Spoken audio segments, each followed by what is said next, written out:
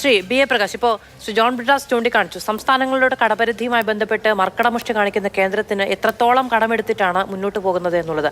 ഇപ്പോൾ നമ്മൾ അഭിമുഖീകരിക്കാൻ പോകുന്ന ഏറ്റവും വലിയ പ്രശ്നം ഇതാണ്. കേരളത്തിന് ഈ പറയുന്ന സുസ്ഥിര വികസനം എന്ന സാമ്പത്തിക സർവേയിൽ പറഞ്ഞിട്ടുള്ള കാര്യങ്ങളുടെയൊക്കെ അടിസ്ഥാനം എന്ന് പറയുന്നത് കഴിഞ്ഞ ദിവസം നീതി ആയോഗ് കുറ്റപ്പെടുത്തിയിട്ടുണ്ടെങ്കിലും നമുക്ക് നമ്മുടെ ക്ഷേമ സെക്ടറിൽ പണം മുടക്കാതെ കഴിയില്ല, അതിന് കടമെടുക്കാതെ വേറെ നിവൃത്തിയില്ല എന്ന് സംസ്ഥാനം തുടർച്ചയായി വിശദീകരിക്കുകയും ചെയ്യുന്നു. കൂടുതൽ കടബാധ്യതയിലേക്ക് പോകേണ്ടി വരുന്ന സാഹചര്യം നമുക്കിനി ഉണ്ടാവുമോ? അതായത് ഇവിടെ ഞാനൊന്ന് പറഞ്ഞോട്ടെ, ശ്രീ ജോൺ ബ്രിട്ടാസ് ഞാൻ പറഞ്ഞ കണക്ക് അത് ശരിയല്ല എന്ന്. അവിടെ പാർലമെൻറ്റിൽ ഒരു ഡെപ്യൂട്ടി ഫൈനാൻസ് മിനിസ്റ്റർ പറഞ്ഞൊരു കണക്കാണ് ഞാൻ പറഞ്ഞത്. എനിക്കറിയാം പല കണക്കുകളുണ്ടെന്ന്, അതിൽ അത് റിലയബിളാണെന്നുള്ളതുകൊണ്ടാണ് അത് പറഞ്ഞത്. പിന്നെ വേറൊരു കാര്യം, ഇവിടെ നമ്മളിപ്പോൾ ഉള്ള നമ്മുടെ ഈ ചർച്ചയിലുള്ള ഒരു പ്രധാനപ്പെട്ട ഒരു ഇഷ്യൂ കേന്ദ്രത്തിൽ നമുക്ക് കിട്ടുന്നില്ല എന്നുള്ളതാണല്ലോ, അല്ലെങ്കിൽ സ്റ്റേറ്റിന് കിട്ടുന്നില്ല എന്നുള്ളതാണ്. ഇപ്പോൾ യൂണിയൻ ഫൈനാൻസ് കമ്മീഷനുണ്ട്. അപ്പോൾ യൂണിയൻ ഫൈനാൻസ് കമ്മീഷനാണ് കോൺസ്റ്റിറ്റ്യൂഷണലായിട്ടുള്ള ഒരു ബോഡി. കേന്ദ്രത്തിൻ്റെ ടാക്സിൻ്റെ ഒരു ഷെയർ കൊടുക്കാനായിട്ടുള്ള അവർ ചില നോംസ് എടുക്കുന്നുണ്ട്.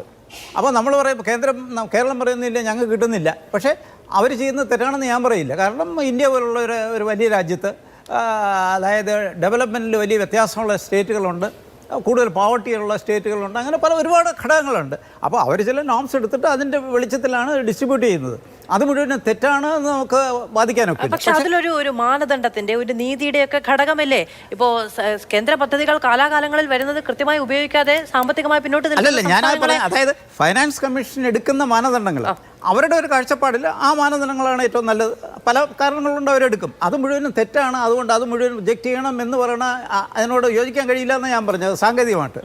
രണ്ടാമത് പിന്നെ വേറൊരു കാര്യമുള്ളത്, ഇപ്പോൾ നമ്മുടെ ഇവിടെ ഇപ്പോൾ ഉള്ള ഏറ്റവും വലിയൊരു പ്രധാനപ്പെട്ട പ്രശ്നം, ഈ കേന്ദ്ര സർക്കാർ ആർബിട്രറി ആയിട്ട് ഒരുപാട് ഫണ്ട് പല സ്റ്റേറ്റുകൾക്ക് കൊടുക്കാറുണ്ട്. മുമ്പ് പ്ലാനിംഗ് കമ്മീഷൻ ഉണ്ടായിരുന്ന കാലത്ത് ഇത് മുഴുവനും കൊടുത്തുകൊണ്ടിരുന്നത് പ്ലാനിംഗ് കമ്മീഷനാണ്. അതായത് CSS, സെൻട്രലി സ്പോൺസേർഡ് പ്രോജക്ട്സ്, അല്ലെങ്കിൽ major projects, major central funds. ഈ മേജർ സെൻട്രൽ ഫണ്ട്സ് ഈ ഡെവലപ്മെൻറ്റിനും പ്ലാനിനും മറ്റേതിനും കൊടുത്തുകൊണ്ടിരുന്നത് പ്ലാനിംഗ് കമ്മീഷൻ നോംസിൻ്റെ വെളിച്ചത്തിലായിരുന്നു. ഇപ്പോൾ പ്ലാനിംഗ് കമ്മീഷൻ അബോളിഷ് ചെയ്ത് BJP ഗവൺമെൻറ് വന്നുകൊണ്ട് അതുമൂലം വന്ന ഒരു വലിയൊരു പ്രശ്നം ഇതാണ്. അതായത് ഈ ഡെവലപ്മെൻറ്റ് ഗ്രാൻറ്റും സ്പെഷ്യൽ ഗ്രാൻറ്റും വികസനത്തിന് വേണ്ടി കൊടുക്കുന്ന ഗ്രാൻറ്റ് മുഴുവനും നോംസിൻ്റെ വെളിച്ചത്തിൽ കൊടുത്തുകൊണ്ടിരുന്ന സംവിധാനം ഇല്ലാതാകുകയും അത് സർക്കാർ ആർബിട്രറി ആയിട്ട് കൊടുക്കുന്ന ഒരു സിറ്റുവേഷൻ വന്നു. ഇപ്പോൾ നമ്മളിവിടെ അഭിമുഖീകരിക്കുന്ന ഒരുപാട് പ്രശ്നത്തിൻ്റെ റൂട്ടായിട്ടുള്ള ഒരു കാരണം ഇതാണ്. കാരണം വ്യക്തമായ അല്ലെങ്കിൽ ഇപ്പോൾ പ്ലാനിംഗ് കമ്മീഷൻ ഇല്ലാതിരുന്ന സാഹചര്യത്തിൽ വേറൊരു കമ്മീഷനോ അല്ലെങ്കിൽ ആ തരത്തിലുള്ള ഒരു ബോഡി എങ്ങാനും ഉണ്ടായിരുന്നെങ്കിൽ അവരേതെങ്കിലും നോംസിൻ്റെ വെളിച്ചത്തിൽ സ്റ്റേറ്റിന് കൊടുക്കുമായിരുന്നു. ഇപ്പോൾ അങ്ങനെയല്ല. ഇപ്പോൾ രാഷ്ട്രീയമായിട്ട് ഇപ്പോൾ ഇവിടെ തന്നെ ഇപ്പോൾ ബീഹാറിൻ്റെ കാര്യം പറഞ്ഞു, അല്ലെങ്കിൽ മറ്റ് സ്റ്റേറ്റുകളുടെ കാര്യങ്ങൾ പറഞ്ഞു. ആ ആർബിട്രറി ആയിട്ട് അവരുടെ താല്പര്യം അനുസരിച്ച് ഇങ്ങനെ പണം ഇങ്ങനെ കൊടുത്തുകൊണ്ടിരിക്കും.